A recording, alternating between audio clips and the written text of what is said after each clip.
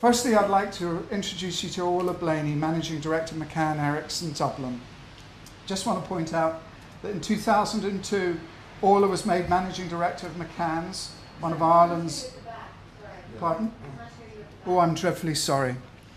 Orla was made Managing Director of McCann Erickson, one of Ireland's biggest advertising agencies.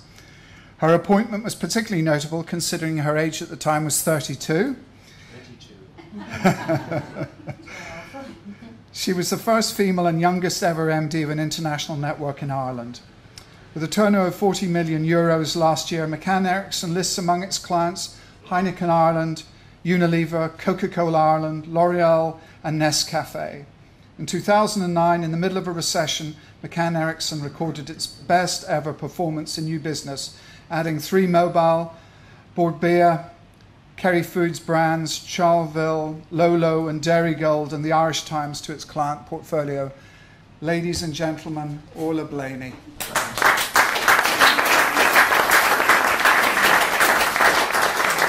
That even sounds quite intimidating to me when Tom read it out. First of all, thank you very much for the opportunity. With the weather this evening, I'm sure most of you are thinking, would you definitely come and make the trip to this evening's event? It's a pleasure to be here. The rain reminds me very much of home, I have to say. I suppose I was curious about the two ladies who spoke at the beginning of the session this evening, and obviously the challenge to get money for charities and for people with illnesses is an incredibly tough one. I'm on the board of a charity back in Dublin, and one of the things we find all the time is that people are cancelling their direct debits. That's their discretionary spend. So I'd really like to acknowledge the two ladies for getting up and trying to get you to contribute to what are two excellent opportunities to help other people. And I think we sometimes can forget that, because I'm going to talk about really hard-nosed commercial things like making money this evening. Tom gave me the brief, which was how to stay ahead with clever marketing. And I suppose just from our perspective, we've got the absolute privilege to work with some of the world's leading brands, and we do some really lovely work for them. And I suppose we have just a few little stories that I wanted to share with you this evening. The first thing, this is on McCann Erickson's 500 offices globally, and I suppose where does a good, clever marketing idea start?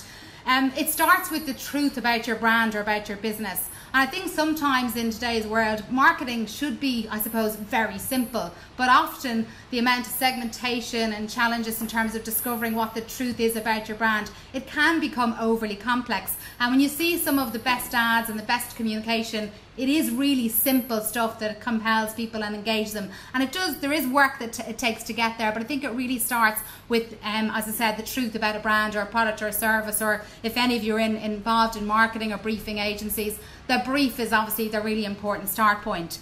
So last year, one of the things that I did was I looked at the cost of servicing our clients.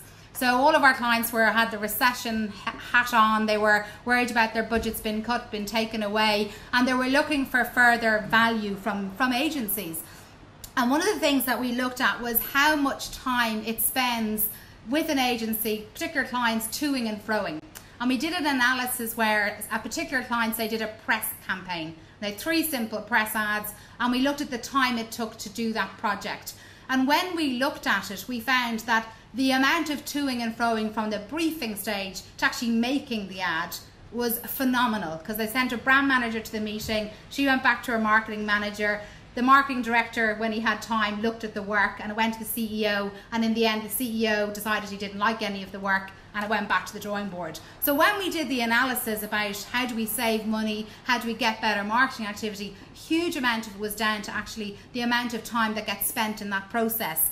And we did this, we made up our own logo. McCann didn't approve this. I just took their visual identity from Truth Well Told, and I came up with this kind of short mantra for our agency in Dublin, which is think smarter, act smarter. And often the pressure we're under in business today means that we're making decisions on the fly, only to find that when we invest in a campaign that it actually wasn't the right bit of thinking, or we didn't spend the time thinking about what we were doing. And more we find our clients under massive pressure to do everything from the PR, to check the packaging online, to do the telecenter monitoring. So it's really pressurized, I suppose, environment we're all working in now. So we said, let's do the thinking and the marketing thinking bit up front. And ultimately our business, like any marketing business, is about creating demand. And one of the things, I suppose, and back to just a little story about thinking smarter and acting smarter, I looked at building an agency website. McCann in London and around the McCann network had very sophisticated websites, big investments, a lot of time to update them. And we looked at the business and said, right, what do we actually need? We need a forum to communicate with potential clients and with, I suppose, maybe other agencies looking at our work, etc., which often happens in our industry. And we decided that we wouldn't build a website. We said, right, we're not going to actually do a website. We did a blog. So a blog was enabled us very quickly to put up our news about the agency. And then we used existing channels like YouTube and Flickr to put up our own YouTube channel with all our ads on it. It cost us €1,500 to do it. And versus some of the quotes we were getting to build websites, very labour intensive, very involved. So we even started to bring that smart thinking even into our own agency. So I think there's no substitute, as I said, for doing the thinking up front. The other point I'm going to make before I show you a short video is that relevancy is critical. I'm doing a big piece of work at the moment on the over 50 age group in Ireland. And basically we say that the over 50s have robbed the future of the younger generation in Ireland at the minute because they're mostly not mortgaged and they have high disposable incomes, but no one markets to them. So there's 6.6 billion of spend in the over 65s in Ireland right now. So these are people with the money, their kind of futures, they're looking forward to the freedom of retirement and they have money to spend, but marketeers haven't thought about that audience in any great detail. And being relevant to that audience is one of the findings. But yes, it started out by saying tell a relevant brand truth and based on a relevant and actionable insight in relevant consumer connection channels. And we're all faced with so many choices in what media to be active in, that's a very important kind of, I suppose, discussion point. As I said from the outset, I mean, being part of the global network, we get to work with lots of really interesting businesses with really interesting challenges. I'm just going to talk about two of them today. Tato, I suppose most of you probably know Tato crisps. Bought from C&C by a guy called Ray Coyle from Largo Foods about 2-3 years ago. And Tato is a brilliant, iconic Irish brand. People who live all over the world love it. And one of the things they came to us to talk about was like, what do they do to engage with the Irish consumer? Because Walker's had done a fantastic ad campaign featuring Roy Keane and Gary Lineker a number of years ago. So they really wanted to tackle that and suppose get people re-engaged with Tato. Walker's actually taken over as the #1 crisp brand in the Irish market. And for me, who grew up with Tato, I was quite astonished the fact that they had managed to be so successful. So they came to us and we did two really interesting campaigns. One, the insight we found is obviously people loved the little Mr. Tato character. So we found that through research and through their own findings. The second thing we found out was that internet dating was mushrooming. And people were very shy about saying they did internet dating. It was all really undercover and all of that. But the numbers doing it on the Irish Times website, on alternative websites, was really significant. So what we did was we basically brought out a campaign about Mr. Tato looking for love. And Mr. Tato was looking for an Irish wife, and the campaign started in social columns and personal columns, on the internet, on dating websites, and we basically started very small and then we built up to an ad campaign and we used Louis Copeland. You might be familiar with Louis, who runs men's clothes shops in Ireland, and we basically used him to promote what Mr. Tato might wear on his next date, etc. So really nice campaign, and we delivered about 1 million extra packets of crisp sales on the back of a very simple notion and a very simple insight and a truth about the brand. The second one is Powerade. Powerade is obviously a global brand owned by Coca-Cola.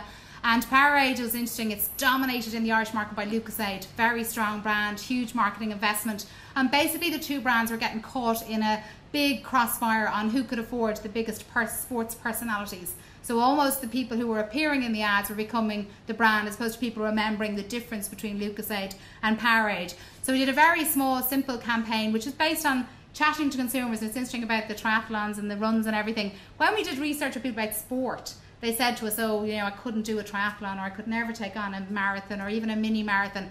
And the thing that was holding them back was self-doubt. The fact that they actually believed that they couldn't take on something of that magnitude and it felt too big. So in the end, we did a campaign called Never Give Up, which followed the exploits of people one guy who'd never done a triathlon before, and we followed his progress. And the second one was an alpine marathon where 3 Irish people, 1 from the north and 2 from the south, actually went and did a marathon over the mountains. And we filmed them as live documentaries. So basically when we took on the challenge, we didn't know if these people would finish the events. And it was a very brave marketing decision by Coca-Cola to actually go into that and not know what maybe the outcome would be. And thankfully they all finished their various events. and the smile I'll talk to you about at the end. So I'm going to finish on that note. I think that the best and cleverest marketing ideas, I think, are very simple. They're also incredibly cost effective. I mean, they're very cost effective campaigns to produce, and they started with a simple notion. The book sold 70,000 copies in Ireland, and I think the Marion Keyses of the world were scratching their head at Christmas as to how the Mr. Tato had beaten them on the book sales, but great fun as well. So thank you for your time.